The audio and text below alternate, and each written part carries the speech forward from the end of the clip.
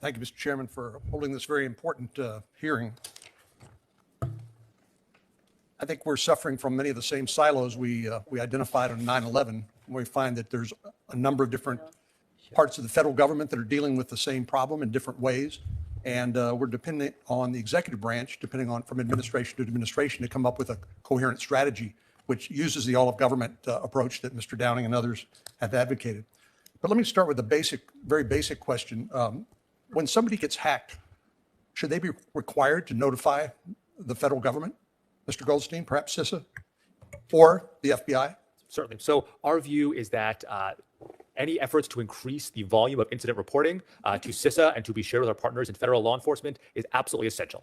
Absent this reporting, we are unable to offer assistance. We are unable to address many of the questions that you and your colleagues have raised today to understand the breadth and scope of the problem, and we're unable to develop information that we can share effectively to prevent other intrusions. So certainly steps taken to increase reporting across the country will be highly beneficial. We look forward to working with Congress towards that important goal. Ms. Fordray. Senator, thank you for the question. If I can just amplify Mr. Goldstein's remarks, as is memorialized in Mr. Downing's statement for the record and my statement for the record, we are very significant advocates for mandatory breach reporting. There's really three reasons for that, right? We need sufficient information about tactical information, ransom requested, where to pay the ransom, how to contact the actors. The information must be shared promptly so that we can respond accordingly. And then there needs to be a requirement to immediately share across the interagency. Admittedly, sir, that already happens today, but anything we can collectively do to increase reporting is going to be very helpful in this problem area. Our estimates are that between 25 and 30% of incidents get reported to federal law enforcement at this time. Well, I know there are at least two bills that are currently out there, one from the Homeland Security and Governmental Affairs Committee, a bipartisan bill, Senator Portman, Senator Peters, and then there's also an Intel Committee bill that Senator Warner and a number of us are working on to require that, because it seems like in the past we've relied on the business community, for example, to make a report, and perhaps they feel like because of reputational considerations or some others, they may just want to not report it.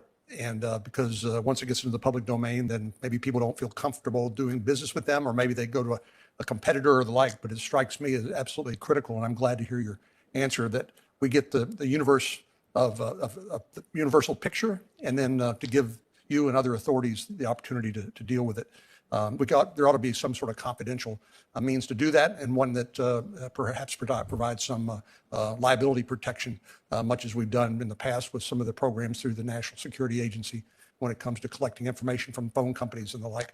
How big a problem is attribution, Mr. Vordendran? Senator, that's an excellent question. The response to your question is it's very challenging, especially in the criminal cyber element, moved away sometimes from the nation state cyber element, but in the criminal cyber element is extremely challenging to gain attribution down to a keyboard or an actor behind a keyboard. I would estimate that about half of our cases don't have accurate attribution because of the complexity involved. And that's part of the tradecraft of the cyber offender, correct? Hiding their identity? Yes, sir. I mean, it's very easy to masquerade as a Mandarin keyboard in Brazil that would potentially probe a network. And the person behind that keyboard is probably not in Brazil, and they may or may not speak Mandarin.